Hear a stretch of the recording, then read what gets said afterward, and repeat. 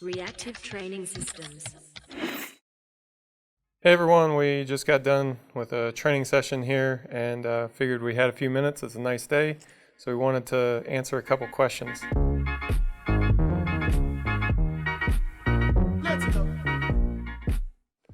We had one question that came in. I thought it would be interesting for us to kind of toss back and forth. There's a lifter who mentioned that he had a pain in one quad that kind of popped up whenever he was doing squats, lunges, or sumo deadlifts, and it seemed to increase as the weight increased. So kind of load-dependent pain, and he wanted some advice on how to handle that. I think the first thing I would do is try to train as often as possible without experiencing that anything over like a 3 out of 10 pain.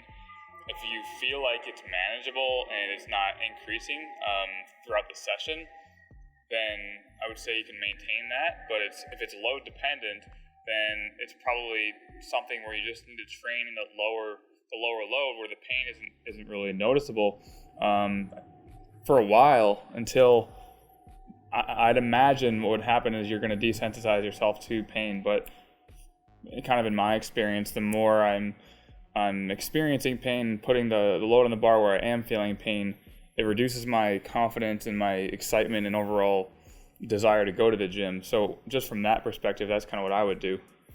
Yeah, I mean, it depends a lot on the kind of pain that we're talking about, right? Like, I think kind of implied in the question was that this was more of a non-specific injury, chronic kind of issue. And if that's the case, I think that's kind of what the assumption that we're both operating under here. If that's not correct, then, I mean, it's kind of a totally different thing, right? Yeah. But I think I'm on the same page with you as far as how I would treat it. I don't like my athletes to just suck it up and deal with it, unless we really just have to. I want them to train as pain-free as we reasonably can, keep things below a pain threshold, gradual reintroduction. I think more than a lot of other coaches, like one of the things that I personally like to do is to still include movement variety, so in this case, like he mentioned, lunges hurt. So maybe not lunges specifically, but you could train something that trained the quad below your pain threshold. Another thing to keep in mind is that if you have an overuse type of injury, you have to stop overusing it before it's going to go away. Many a motivated lifter has come up with some overuse injury and just been too motivated to stop, and then it just turns into a long-term thing. So don't let that be you, but otherwise I think that is, we're on the same page with it. Yeah, and I want to just expand on the overuse thing because once it happens, it seems like it was just gradual and it just happened, and then as long as you reduce that like session the intensity of that session for long enough time, then okay, it's going to get better. But perhaps you just need more recovery, or perhaps you need to lower the frequency or something that's a little bit more drastic than simply finding exercises that are pain-free. Like, definitely do that. But there's also the sense that maybe the structure of your routine was a bit too much for you to handle in the past, and maybe you don't need to go to the gym 5 days a week or however many days you're going. Maybe you need to spend a bit more time doing something else to, one, like get your mind off of training a little bit so you're not always wondering if you're in pain. That's something I did for myself when I was dealing with a lot of kind of chronic hip issues, where I would train 4 times a week and I had this structure in my head for years that I had, like, this is how I got strong, so I have to stay with this same frequency.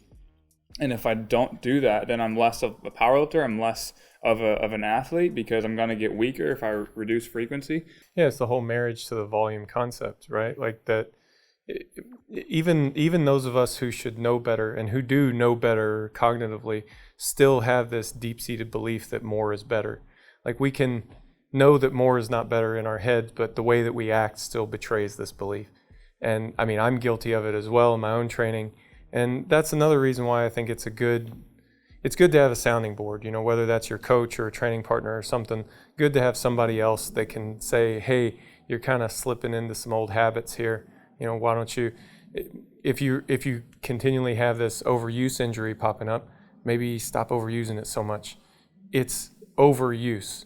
If you use it less, then that is appropriate use, and that won't make you worse. That'll make you better. I think that's just hard it takes some time to like get through that realization, because it's challenging to your identity as a powerlifter. And I mean, personally for me, and like Mike said, a lot of other people tend to experience this. And like, I've got a decent amount of personal anecdote for that. I used to train four times a week on bench, 3 times on squat, 2x on deadlift. And since I got hurt, or like I had that continuous chronic pain where, it would go away for a few sessions or maybe a few weeks, but then it eventually would come back. And I'm just like, this is so frustrating. Every time I get back to my strength limit, I'm having that type of overuse.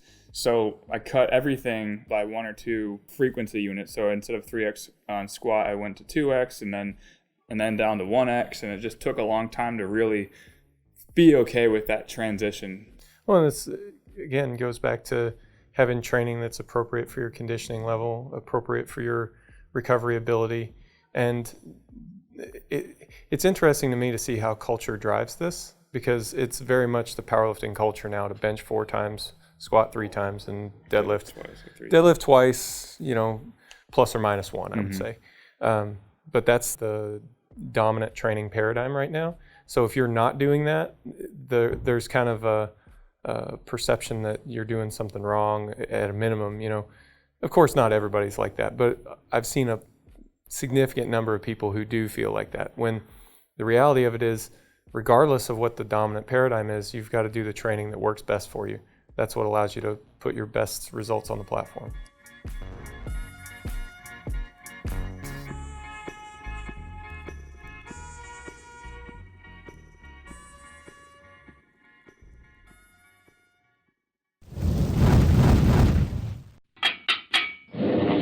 Reactive training systems.